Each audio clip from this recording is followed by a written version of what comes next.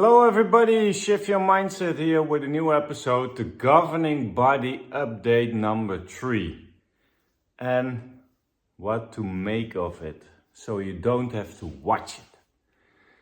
Mark Sanson with a goatee on stage talking about some things they did. Relief fund, and they're gonna put $21 million over the next 3 years into video and audio equipment in Africa. Because last year there were also almost 5 million attendees.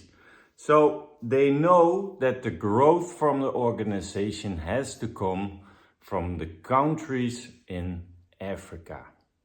And now they're portraying themselves as the good Christmas man,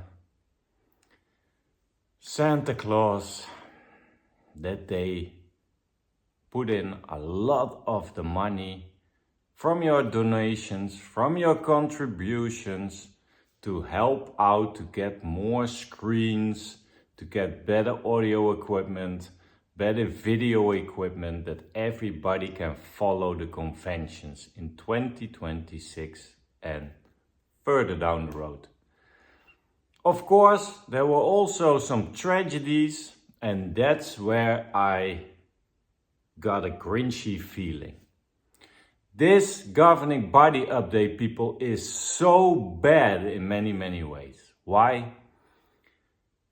They told that in Mandalay, it's a city in Myanmar, there was an earthquake, apartment buildings were destructed, and a missionary couple lost their lives. And we pray for them, and we do this, and we do that. But you're a missionary. You're giving your time to Jehovah, to the organization. But if something happens with you, or with you and your husband or your wife as a missionary couple, the organization is gone. And that frustrates me. You are an employee of the governing body. You're an employee of Watchtower. You have no pension funds. If you get ill, you have no medical aid from that organization. If you have to fly back, if you have to come back, nothing is paid for by the governing body. Not even your funeral while you were dedicating your life to Jehovah. You died during your missionary work. You get an accident during your missionary work. You get injured during your missionary work. It's not in your free time. No, you were doing a job. You were sent there by somebody. If I'm getting sent by a company to another country, they pay for my rent. They pay you a salary. They are certain that they have medical aid for you, that you have something to rely on. And now he is just telling, we're praying for the family and for everybody, but nowhere is to be found that he said, of course we paid for that funeral. We paid for the expenses. We paid for this, we paid for that. I've spoken to a lot of missionaries, a lot of couples also. And when they stop doing that, there is no safety net. You have to rely on that everything is going according to plan. If something happens to you, if you get robbed, if you get injured, if you get a lot of stories of people who were riding in the back of a car, fell down, broke something, you have to pay for yourself. The governing body is easy to give praise to themselves about food relief in an African country, Show me the receipts, and then I'm maybe believing you, but show me the receipts that you actually are doing that. But no, it's about damage control. Kingdom halls were destroyed. They also mention in the same sentences as that a couple died and buildings were destroyed. And of course, 6 kingdom halls were destroyed. And only those kingdom halls get repaired with the money. But nothing about aftercare for the family. Nothing about aftercare for maybe the worldly family. That you explain to them what happened. How would it be for a worldly person to know that maybe your brother or sister or a family acquaintance or whatever has died during his or her work for that organization and that nothing was taken care of? How are you getting the bodies back? It's a family matter. Watchtower does this. We're not involved. We're not helping them. How can you treat people who are working for you in that way? I rest my case, because we can go on and on about this, but there's no safety net from Watchtower. If you are giving your whole life into something most of them even didn't do in their lives. But a couple died during missionary work, and in the end, that's the crazy part, in the end Sanderson is talking about the months of summer are coming in the Northern Hemisphere. What can you do to expand your work for Jehovah? Young ones, maybe you have some months free now from school. Can you auxiliary pioneer? But not only the young ones, maybe we can auxiliary pioneer with the whole family. More. Did you finish school? Did you carefully pray about sending in an application for Bethel, for construction, for kingdom maintenance? They are giving those young people already the traumas we all had to get rid of when we left the Jehovah's Witnesses. Are you old, struggling with your health? Can you go at least one day or one part of the day to the convention to pray with your brothers, to sing with your brothers, to enjoy each other's company? The pressure, people, it's immense. It's enormous. What they put on the shoulders of all those people. And the craziest thing of all, we invited brothers 80 years and older of the branch committees to have a meeting with us. Those brothers considered their position and they make room now for younger brothers. The old trick from the Watchtower governing body. If you are too old, we kick you out of Bethel. And we give them something with them. Yes, at a convention you can still hold a talk. You are still being a little bit a part of something. Maybe you can pioneer in a certain congregation, but you have to get out of Bethel because you have to make way for younger people. What are they doing with that, kicking out the older people? In my opinion, the older people have still a certain mindset, certain way of thinking about the organization. They are not moving along with Jehovah's chariot. It's not Jehovah's chariot, but the governing body built their own chariot.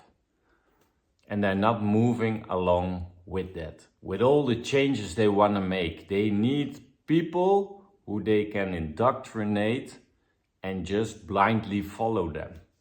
And maybe the old guard is a little bit too strict.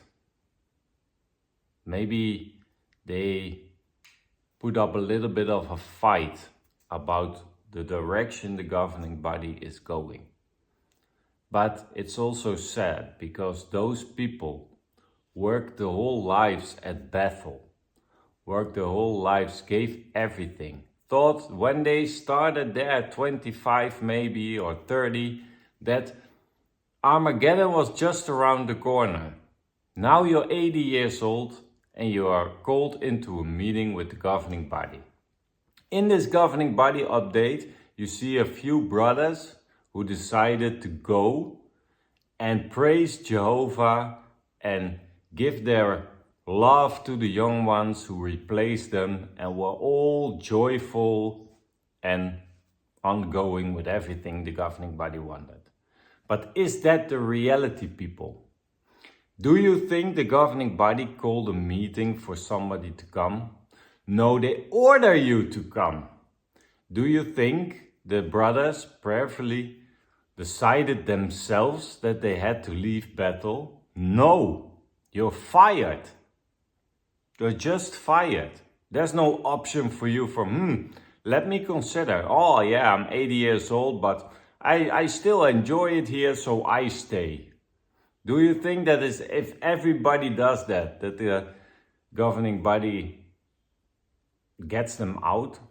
No, you're just fired. And they put so much pressure on you that you are not working with Jehovah's Spirit.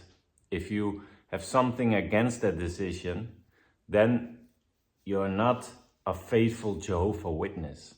Then the guilt tripping starts and you don't want that. So people just think, okay, then I'm gonna go. But where are they going?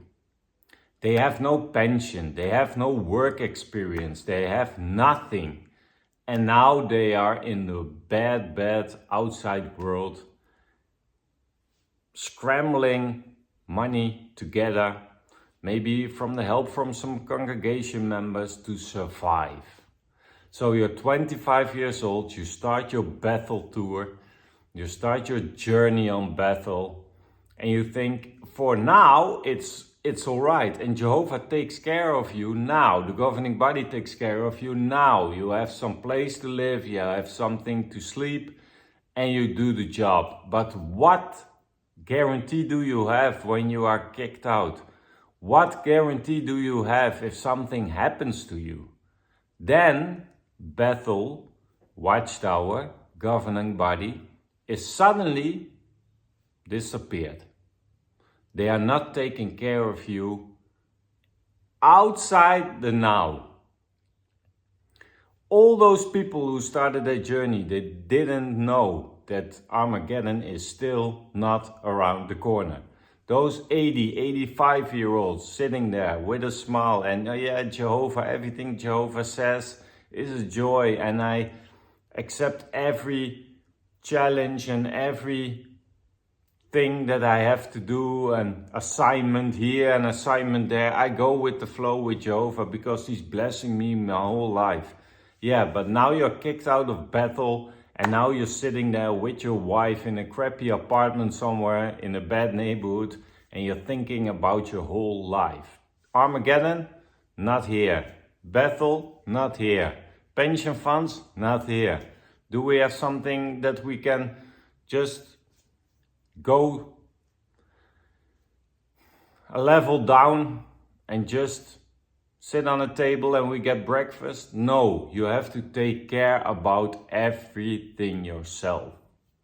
And that's not fair, people. That's not fair. This governing body update is so bad if you think about it, that you invite people to missionary work, but missionaries are dying and you do nothing for them.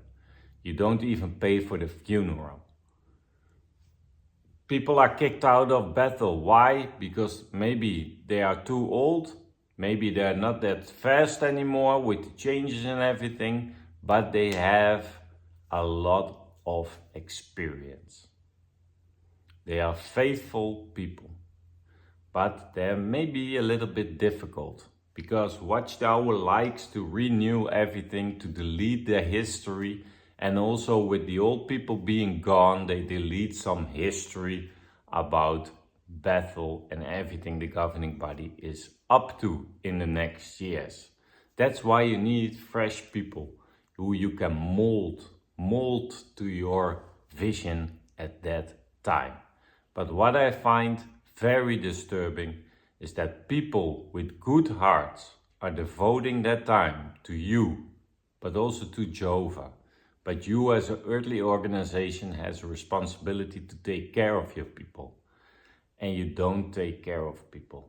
You're more interested in rebuilding a kingdom hall than paying for a funeral of those people who lost their lives.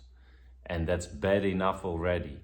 And the best thing and the only thing you can do is make it as comfortable as is for family, for friends, for everyone around them, because they had a big loss. And what do? We do this as a Watchtower.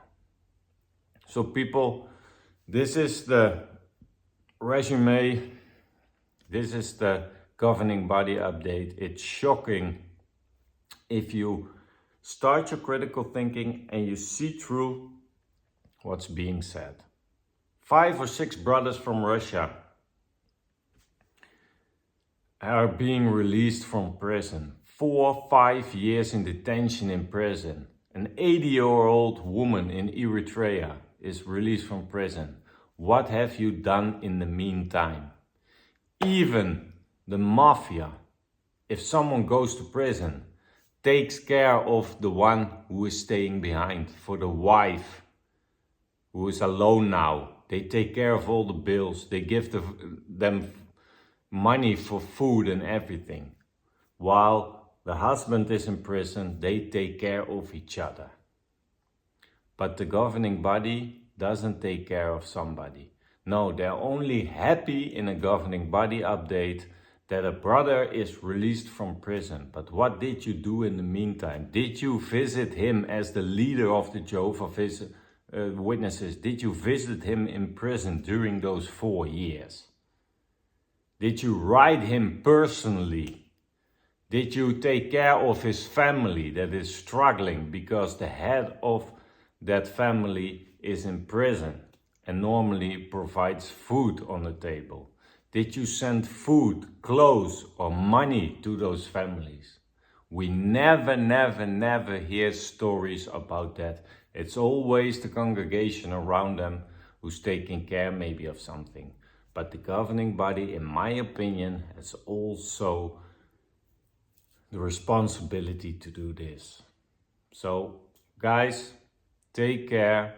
Don't get fooled by the governing body. Young ones, if you're watching, please consider if you're filing for an application to Bethel, to missionary work, to the SKE, whatever it is, for more work for the governing body, because you have nothing to fall back on. Nothing. So maybe you just have to work, be a good person and do whatever you can. Because if you fall into the trap on going full-time working for Bethel, then you're screwed. Thank you for watching, everybody. Enjoy your day, stay safe, and we see each other on the next episode.